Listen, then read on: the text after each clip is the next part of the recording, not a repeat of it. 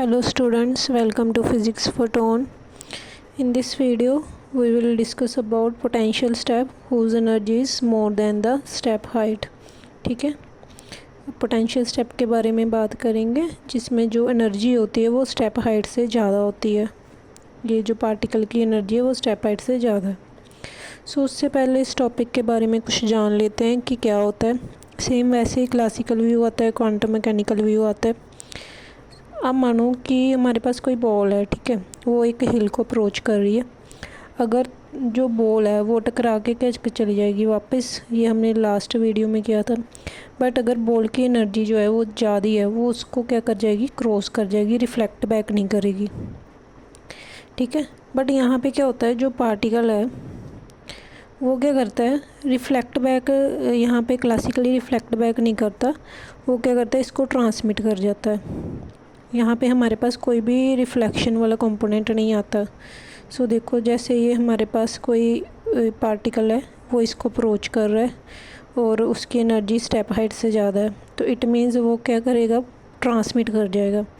But तो मतलब यहाँ पे कोई रिफ्लेक्शन कंपोनेंट क्लासिकली देखने को नहीं मिलेगा। बट क्वांटम मैकेनिकली क्या होता है, हमारे पास रिफ्लेक्शन भी देखने को मिलती है यहाँ पे, ठीक है। क्यों देखने को मिलती है, क्योंकि ये वाली जो हमारे पास बाउंड्री कंडीशन है जहाँ पे जो पोटेंशियल चेंज हो जाता है, ठीक है। अगर पोटेंशियल चेंज हो जाता है तो हमारे पास लाइट चेंज आती हैं, कुछ चेंजेस आते हैं इस बाउंड्री कंडीशन पे। बट हमारे पास जो वेव फंक्शन है वो हमेशा फाइनाइट और कॉन्टीन्यूस रहना चाहिए। इसलिए क्या है, यहाँ पे ट्रांसमिशन कंपोनेंट और इंसिडेंट कंपोनेंट, और इधर कॉम्पनसेट करने के लिए क्या आ जाता है, रिफ्लेक्शन वेव भी आ जाती है, ठीक है। सो इसको हम इस वीडियो में सारा देखेंगे कैसे क्या है। तो देखो, पहले तो डायग्राम, ये डायग्राम मैंने बनाई है। At x is equal to 0 हमारे पास यहाँ पे पोटेंशियल बैरियर है जिसकी हाइट कितनी है, V0। यहाँ पे कोई पार्टिकल इंसिडेंट हो रहा है, ठीक है, और उसकी एनर्जी क्या है, greater then step potential height, that is V0। तो वो क्या करेगा, इसको पास कर जाएगा, ट्रांसमिट कर जाएगा यहाँ से।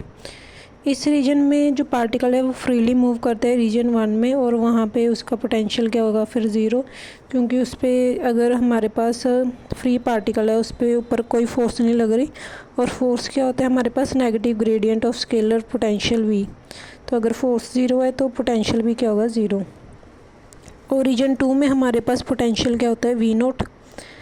सो ये इसकी डायग्राम है, यहाँ पे 2 रीजन्स हैं, ठीक है। इस single step potential barrier is shown in figure. At x is equal to 0 the force field acting on the particle is V0। यहाँ पे जो फोर्स लग रही है ना पार्टिकल पे, इस बैरियर पे, ठीक है, तो वो कितनी लग रही है, V0, जितनी इस पोटेंशियल बैरियर की हाइट है। सो हम पोटेंशियल को कैसे लिखेंगे, इस रीजन में 4x लेस देन 0, यहाँ पे पोटेंशियल क्या है, 0, और 4x greater than 0 means reason 2 में पोटेंशियल क्या है, V0। ओके जी। क्लासिकली जो पार्टिकल है वो रीजन 1 में फ्रीली मूव कर रहे हैं। जो वो इस बाउंड्री से मतलब यहाँ पे स्ट्राइक करेगा, ठीक है, वहाँ पे उसको एक रिटार्डिंग फोर्स देखने को मिलेगी। रिटार्डिंग फोर्स कितनी होगी, negative gradient of scalar potential V।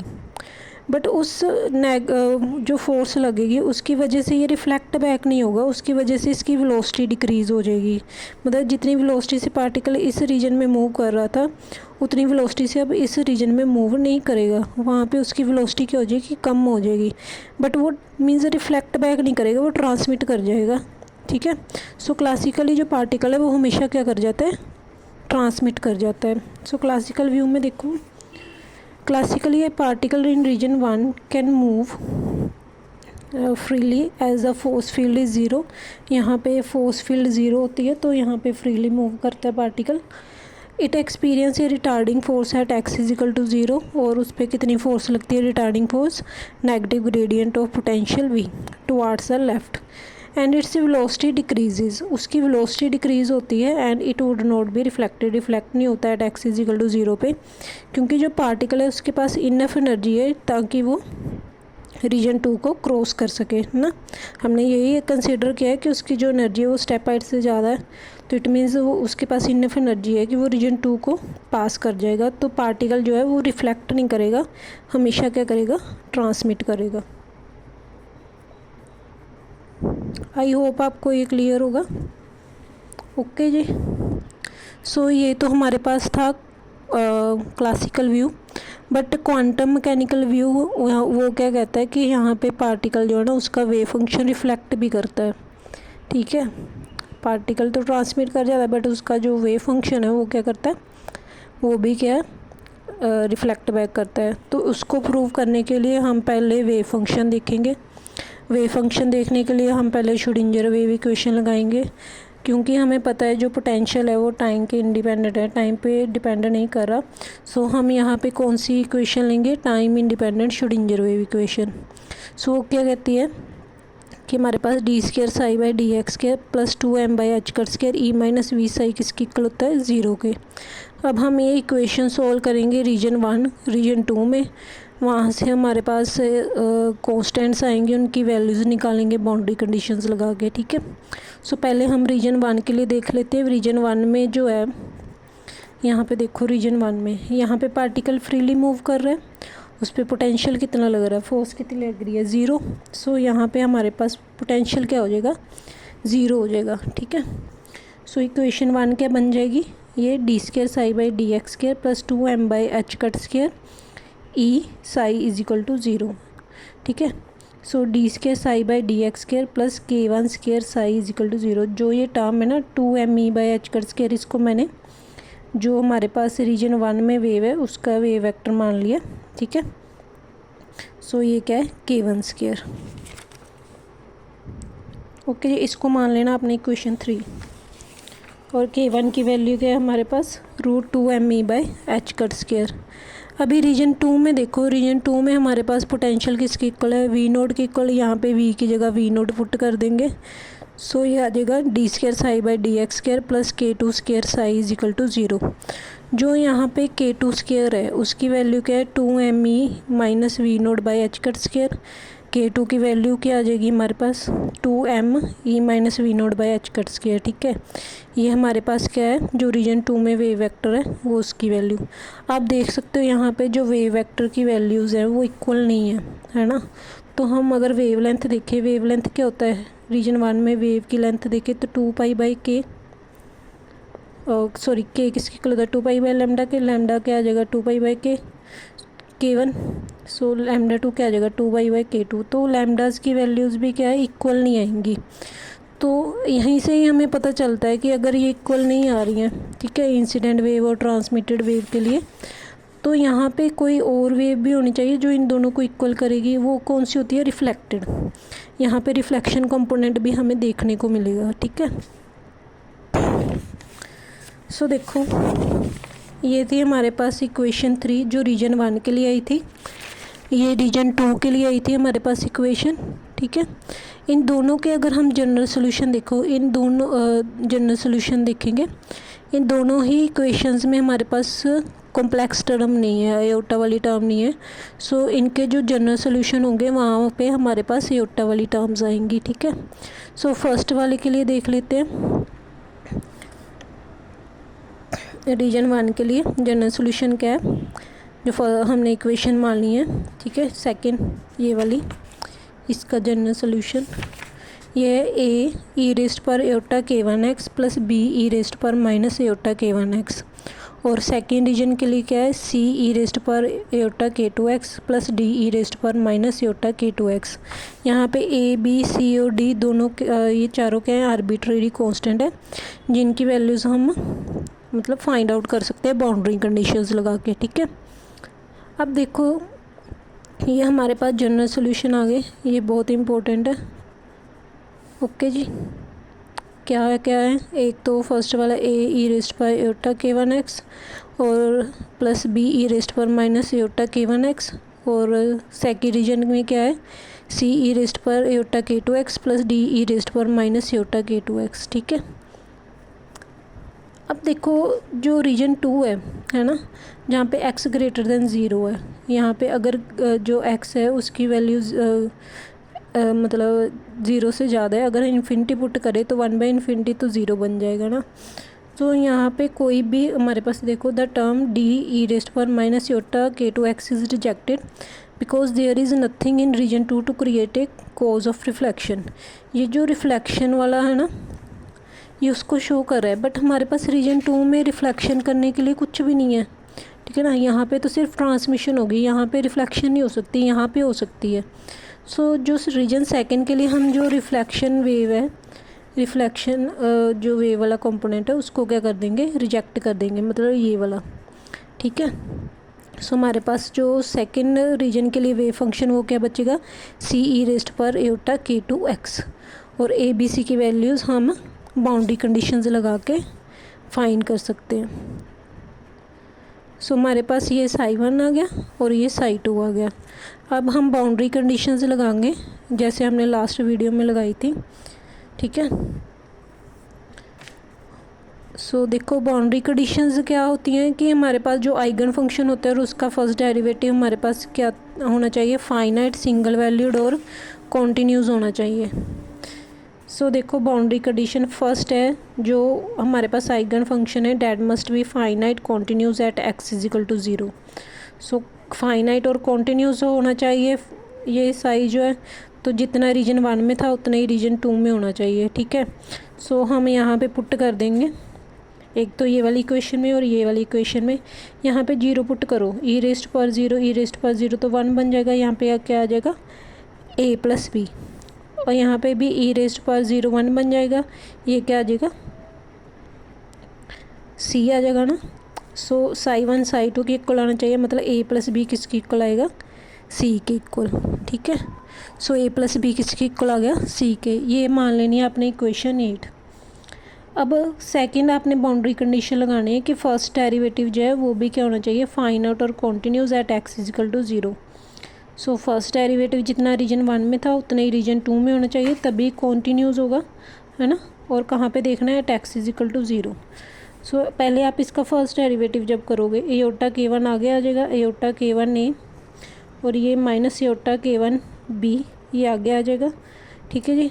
यहाँ पे इसका डेरिवेटिव करोगे, a⁻k2 ये आगे आ जाएगा। सो a⁻k1a -a⁻k1b, और e पर अगर x 0 पुट करेंगे, ये वाली e⁻0 तो 1 ही बन जाएगा सभी टर्म्स में, तो ये आ जाएगा a⁻k1a -a⁻k1b = a⁻k2c, ठीक है। a से a वाली टर्म a कैंसिल हो गया, यहाँ से कॉमन निकाल सकते हैं।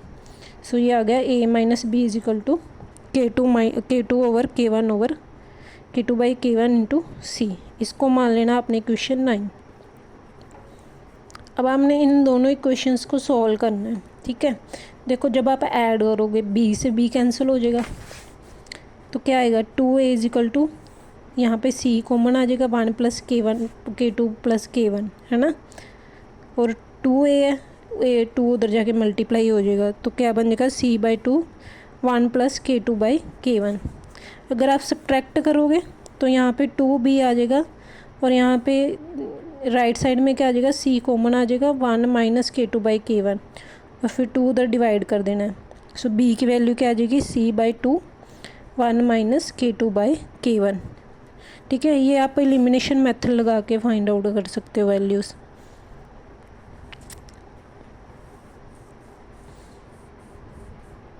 आई होप आपको क्लियर है ये वैल्यूज़, ठीक है। ये वाली a और b की वैल्यूज़ जो आ गई हैं, अब आपने क्या करना है, ये a जो और b की वैल्यूज़ आई हैं ना, ये वाली, ये यहाँ पे पुट कर देनी है psi1 में। a की वैल्यू क्या है, c/2 1 + k2/k1, और b की वैल्यू क्या है, c/2 1 - k2/k1। जब आप पुट करोगे आपके पास ये बन जाएगा। इसको मान लेना आपने इक्वेशन 12। और 7th इक्वेशन से हमारे पास psi2 की वैल्यू क्या है, Ce⁻⁴k2x, ठीक है। अब देखो ये जो है, हमने a और b की वैल्यूज़ फाइंड आउट करके ये जो इक्वेशन निकाली है, यहाँ पे जो ये फर्स्ट कंपोनेंट है ना, ये किसको शो करता है, इंसिडेंट वेव को, ठीक है ना। ये फर्स्ट जो टर्म है, और जो सेकंड टर्म है वो किसको रिप्रेजेंट करती है, रिफ्लेक्टेड वेव को, ठीक है। और ये जो है हमारे पास इक्वेशन 13 जो है, जो साई टू रीजन के लिए, ये किसको करती है रिप्रेजेंट? ट्रांसमिटेड वेव को। ओके जी। सो ये इंसिडेंट वेव का वेव फंक्शन है c/2 1 + k2/k1 e⁻k1x। ये साई रिफ्लेक्टेड का कंपोनेंट है c/2 1 - k2/k1 e⁻k1x। और ये ट्रांसमिटेड का। ठीक है, ये आपके पास तीनों वैल्यूज़ आ गई। ओके जी। अब हम निकालेंगे रिफ्लेक्शन कोफिशिएंट। अब देखो यहाँ पे रिफ्लेक्शन के लिए भी आ रहा है wave function. It means wave जो है वो कुछ वेव रिफ्लेक्ट की है, ठीक है ना, सारी की सारी ट्रांसमिट नहीं हो गई है क्वांटम मैकेनिकली। यहाँ पे क्या है, रिफ्लेक्ट बैक भी गई है। सो हम रिफ्लेक्शन कोफिशिएंट निकालेंगे, जिसको हम रिफ्लेक्टेंस और रिफ्लेक्टिविटी भी कहते हैं। फिर ट्रांसमिशन कोफिशिएंट निकालेंगे, जिसको ट्रांसमिटेंस और ट्रांसमिसिविटी भी कहते हैं। ठीक है, एट द पोटेंशियल डिसकंटिन्यूटी। ये हम निकालेंगे रिफ्लेक्शन कोफिशिएंट और ट्रांसमिशन कोफिशिएंट। फिर दोनों को ऐड करके उनकी वैल्यूज़ देखेंगे कि क्या वैल्यूज़ आती हैं। सो फर्स्ट देखो रिफ्लेक्शन कोफिशिएंट। रिफ्लेक्शन कोफिशिएंट की डेफिनेशन मैंने बताई थी, क्या होती है? Reflected probability density current over incident probability density current. ठीक है ना। डेंसिटी करंट क्या होता है? जो पार्टिकल की वेलोसिटी है उसको जब हम प्रोबेबिलिटी डेंसिटी से मल्टीप्लाई कर देते हैं। प्रोबेबिलिटी डेंसिटी मतलब साई से, ठीक है ना, वेव फंक्शन और उसका कॉम्प्लेक्स कंजुगेट, तो उसको क्या कहते हैं हम? Probability density current. So reflected wave का प्रोबेबिलिटी डेंसिटी करंट क्या आ जाएगा? मान लो आपके पास जो पार्टिकल है उसकी जो वेव की वेलोसिटी है कितनी है? v1, ठीक है। और प्रोबेबिलिटी डेंसिटी क्या है रिफ्लेक्टेड वेव के लिए? Psi R E into Sai star R E. ऐसे ही हमारे पास इंसिडेंट वेव के लिए क्या है? ठीक है, v1 Sai incident into Sai star incident. अब देखो ये क्या है? साई स्टार ये क्या होता है? कॉम्प्लेक्स कंजुगेट होता है इसी का, ठीक है ना। तो आप कैसे निकालोगे? पहले तो आपने रिफ्लेक्टेड के लिए देखना है। रिफ्लेक्टेड हमने वेव फंक्शन निकाला है ये वाला, ठीक है। अब इसका कॉम्प्लेक्स कंजुगेट जब निकालेंगे, जो यहाँ पे माइनस योटा वाली टर्म है, ये क्या हो जाएगी? प्लस हो जाएगी, ठीक है। तो ये देखो मैंने वैल्यू पुट कर दी है। रिफ्लेक्टेड वेव फंक्शन तो वही आ जाएगा जो हमारे पास, जब इसका कॉम्प्लेक्स कंजुगेट करेंगे तो माइनस किस में चेंज हो जाएगा? प्लस में। ऐसे ही हमारे पास क्या है? साई v1 से v1 तो कैंसिल ही हो जाएगा। साई इंसिडेंट देखो, साई इंसिडेंट क्या है? c/2 1 + k2/k1 e⁻k1x। जब इसका कॉम्प्लेक्स कंजुगेट निकालेंगे, यहाँ पे प्लस है ये, तो क्या हो जाएगा? माइनस हो जाएगा, ठीक है। ओके जी। तो ये तो कैंसिल हो गए, c/2 ये इससे के साथ कैंसिल हो गई, ये इसके साथ, ठीक है, ये कैंसिल हो गई। यहाँ पे क्या बच गया? 1 - k2/k1 का स्क्वायर ओवर 1 + k2/k1 का स्क्वायर। अगर हम यहाँ पे एलसीएम ले ले k1, ठीक है, एलसीएम लोगे तो k1 स्क्वायर नीचे k1 स्क्वायर से कैंसिल आउट हो जाएगा। यहाँ पे क्या बच जाएगा? k1 - k2 का स्क्वायर ओवर k1 + k2 का स्क्वायर, ठीक है। इसको इकट्ठा करके लिख लेना है, k1 - k2 over k1 + k2 का होल स्क्वायर, ठीक है। ये हमारे पास क्या आ गया? रिफ्लेक्शन कोफिशिएंट, ठीक है। देखो हमें क्या पता चल रहा है यहाँ पे? देखो जो ये टर्म है, यहाँ पे क्या आ रहा है? k1 - k2 और यहाँ पे नीचे क्या आ रहा है? k1 + k2। इट मीन्स हमारे पास ऊपर जो टर्म आ रही है वो छोटी आ रही है एज़ कम्पेयर टू जो डिनोमिनेटर में टर्म आ रही है। तो अगर हम डिवाइड करेंगे तो हमारे पास जो रिफ्लेक्शन कोफिशिएंट है वो क्या आना चाहिए? हमेशा वो क्या आएगा? हमेशा <<1, ठीक है। और क्या आएगा? हमेशा <0 मतलब 0 पॉइंट समथिंग आएगा, ठीक है। As R approaches to 0, R क्या अप्रोच करेगा 0 को? जब हमारे पास k1 और k2 देखो अगर दोनों बराबर हो गए तो यहाँ पे 0 आ जाएगा। तो जो रिफ्लेक्शन कोफिशिएंट है वो भी क्या है? मतलब हमें देखने को नहीं मिलेगा रिफ्लेक्शन कोफिशिएंट अगर k1 और k2 दोनों क्या होंगे? बराबर। बट मैंने बताया k1 k2 तो बराबर नहीं है हमारे पास। देखो k1 की वैल्यू लग गया, k2 की वैल्यू मैंने पहले ही बता दिया लग गया। तो यहाँ पे हमारे पास रिफ्लेक्शन कोफिशिएंट 0 नहीं है, ठीक है। और 1 को रिफ्लेक्शन कोफिशिएंट 1 कब होगा, जब हमारे पास K2 जो है वेव वेक्टर सेकेंड रीजन में, वो हमेशा क्या आ जाएगा 0, ठीक है। जब ये 0 को अप्रोच करेगा तो हमारे पास क्या आ जाएगा, रिफ्लेक्शन कोफिशिएंट हमेशा मतलब जो पार्टिकल है वो फुल्ली रिफ्लेक्ट कर जाएगा। अगर हमारे पास रीजन 2 के लिए वेव वेक्टर मतलब पास करेगी नहीं रीजन 2 में वेव, तो वेव वेक्टर सेकेंड रीजन में 0 आ गया, तो जो रिफ्लेक्शन कोफिशिएंट 1 आ गया, मतलब पार्टिकल पूरा रिफ्लेक्ट बैक कर गया। बट हमारे पास क्या है, K2 की वैल्यू ये है, K1 की वैल्यू ये है। K1 और K2 तो कभी इक्वल है ही नहीं, ठीक है ना। अगर K1 और K2 इक्वल है ही नहीं है तो इट मीन्स हमें यहाँ पे क्या देखने को मिलेगी, कुछ ना कुछ रिफ्लेक्शन देखने को मिलेगी, ठीक है। K1 और K2 अगर इक्वल हैं इट मीन्स हमारे पास वो रीजन कौन सा है, वहाँ पे क्या होगा, हमारे पास पोटेंशियल सेकेंड रीजन में 0 होगा। So hence reflection will be 0 only if V0 is equal to 0। अगर हमारे पास V0 0 हो जाए ना, ये वाला स्टेप पोटेंशियल की हाइट ही 0 हो जाए, तो वो तो हो नहीं सकता। मीन्स K1 और K2 फिर इक्वल हो जाएंगे, तो हमारे पास फिर क्या है, जो रिफ्लेक्शन कोफिशिएंट है, ओके जी, ये अगर K1 K2 हमारे पास इक्वल हो जाए तो रिफ्लेक्शन कोफिशिएंट 0 हो सकता है, अदरवाइज़ नहीं हो सकता है, ठीक है। तो मतलब हमें यहाँ पे रिफ्लेक्शन देखने को मिलेगी। नेक्स्ट देखो, so classical mechanics where R is equal to 0। Classical mechanics में जहाँ पे रिफ्लेक्शन 0 है वहाँ पे एनर्जी क्या है, ग्रेटर देन V0। नेक्स्ट है transmission coefficient T। Transmission coefficient क्या है, it is equal to the transmitted probability density current to the incident probability density current, ठीक है।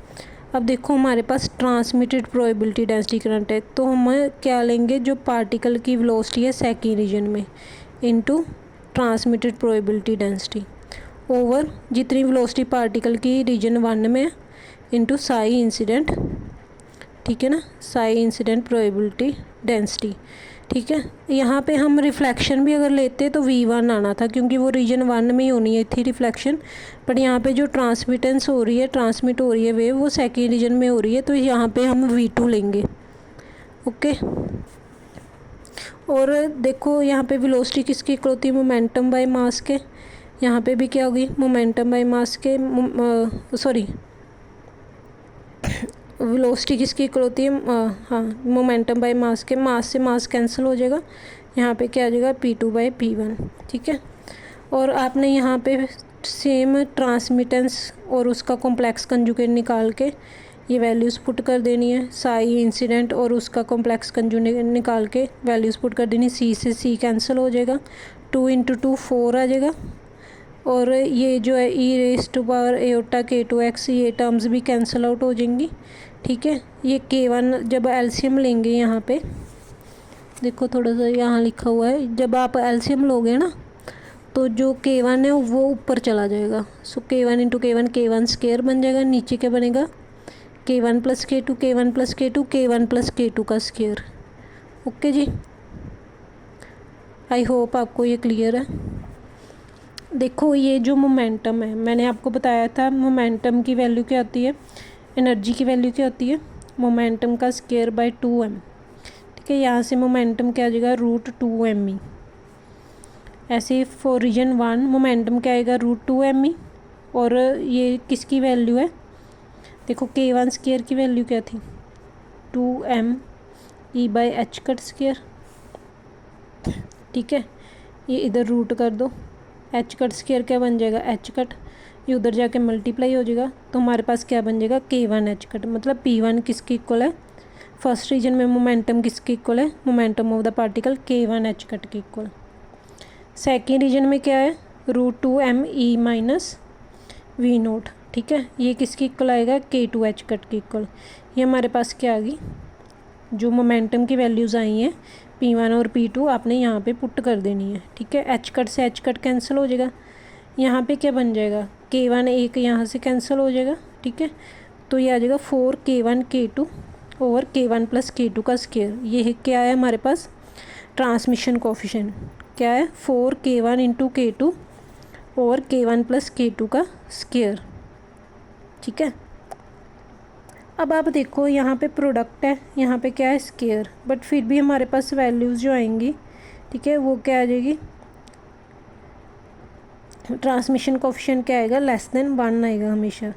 तो ये तो हमारे पास क्लासिकल मैकेनिक्स के कॉन्ट्रास्ट है कि क्लासिकल मैकेनिक्स क्या कहती है, ट्रांसमिशन कोफिशिएंट 1 होना चाहिए कि जो वेव है वो पूरी ट्रांसमिट कर जानी चाहिए for energy greater then step potential. But यहाँ पे जो है जो ट्रांसमिशन कोफिशिएंट है वो लेस देन 1 आएगा। जब आप यहाँ पे कुछ भी K1 और K2 की वैल्यूज़ लेके पुट करके देख सकते हो, ठीक है। ट्रांसमिशन कोफिशिएंट क्या आएगा, लेस देन 1। इट मीन्स जो पूरी वेव है वो ट्रांसमिट नहीं की है, कुछ वेव क्या है वो क्या हो गई है, रिफ्लेक्ट बैक भी कर गई है। अदरवाइज़ हमारे पास ट्रांसमिशन कोफिशिएंट 1 आना चाहिए था। सो देखो इस इक्वेशन से हमें क्या पता चलता है कि we find and transmission coefficient is less than 1 in contrast to classical mechanics where transmission coefficient क्या होना चाहिए था, 1 for energy greater than V0। Thus we find that the behavior of quantum particle is quite different from that of a classical particle. According to the definition, sum of reflection coefficient and transmission coefficient must be unity. ठीक है, तो it means जो यहाँ पे unity क्यों नहीं आया, क्योंकि यहाँ पे कोई रिफ्लेक्शन कोफिशिएंट भी आया। तो रिफ्लेक्शन कोफिशिएंट और ट्रांसमिशन कोफिशिएंट यूनिटी आना चाहिए। तो हम क्या करेंगे, रिफ्लेक्शन कोफिशिएंट ये ले लिया मैंने और ये मैंने ट्रांसमिशन कोफिशिएंट ले लिया। यहाँ पे क्या है K1 प्लस K2 का स्क्वायर, यहाँ पे भी K1 प्लस K2 का स्क्वायर, ये एलसीएम आ गया, ठीक है। जब आप इसको खोलोगे यहाँ पे क्या आएगा, K1 square plus K2 square minus 2 K1 K2 plus 4 K1 K2, वो माइनस प्लस होके क्या आ जाएगा यहाँ पे 2 K1 प्लस K2। ये क्या है हमारे पास A square plus B square plus 2AB, ये क्या बन जाएगा K1 प्लस K2 का स्क्वायर, नीचे भी क्या है सेम ही है, तो कैंसिल आउट होके हमारे पास क्या आ गया 1। इट मीन्स जो रिफ्लेक्शन कोफिशिएंट और ट्रांसमिशन कोफिशिएंट दोनों मिलके 1 आ रहे हैं, अकेला ट्रांसमिशन कोफिशिएंट 1 नहीं आ रहा, वो लेस देन 1 आ रहा है, ठीक है। तो यहाँ पे वेव रिफ्लेक्ट भी की है क्वांटम मैकेनिकली। आई होप आपको मेरी वीडियो अच्छी लगी है, समझ लगा हो। तो आपने क्या क्या लर्न करना है इसमें, एक तो आपने ये पोटेंशियल की वैल्यूज़ डायग्राम देख लेनी है, क्लासिकल व्यू में क्या होता है, ठीक है। क्वांटम मैकेनिकली आपने ये सॉल्यूशंस याद कर लेने हैं। इसके नोट्स जो हैं वो मैं आपको डिस्क्रिप्शन बॉक्स में लिंक दे दूँगी, आप वहाँ से देख सकते हो, ठीक है। लास्ट वीडियोस के भी मैंने जो नोट्स हैं वो डिस्क्रिप्शन में दिए हैं, आप डिस्क्रिप्शन में जाके वो लिंक को टैप कर देना, आपके पास नोट्स खुल जाएंगे। तो ये आपने लर्न कर लेना है। बाउंड्री कंडीशंस ये वो A और B की वैल्यूज़ कर लेनी है, ठीक है। फिर आपने ये वाला तो इम्पोर्टेंट है, ये दोनों साई की वैल्यूज़ रीजन 1 और रीजन 2 में, इंसिडेंट रिफ्लेक्टेड और ट्रांसमिशन वेव फंक्शन की वैल्यूज़ ये लर्न करनी है। फिर रिफ्लेक्शन कोफिशिएंट कितना आता है, K1 minus K2 over K1 plus K2 का स्क्वायर, और रिफ्लेक्शन कोफिशिएंट क्या आ रहा है हमारे पास, लेस देन 1 और ग्रेटर देन 0, मतलब 0 और 1 के बीच में आ रहा है, ठीक है। यहाँ पे क्या है हमारे पास ट्रांसमिशन कोफिशिएंट, इसकी वैल्यूज़ आपने याद कर लेनी है 4 K1 K2 over K1 plus K2 का स्क्वायर। और ये वेरी वेरी इंपॉर्टेंट कि दोनों का सम क्या होता है, unity in the case of energy greater then step height, ठीक है, V0। सो ये हमारे पास क्या है, R plus T is equal to 1। और आप इसके जो नोट्स हैं वो डिस्क्रिप्शन बॉक्स में लिंक को टैप करके देख सकते हो। आई होप आपको ये वीडियो अच्छी लगी है, ठीक है। सो आप सब्सक्राइब भी किया करो चैनल, अगर आपको मेरी वीडियोस अच्छी लगती हैं, like and subscribe my channel. So I hope आपको ये अच्छा लगा है। Thank you for watching my video.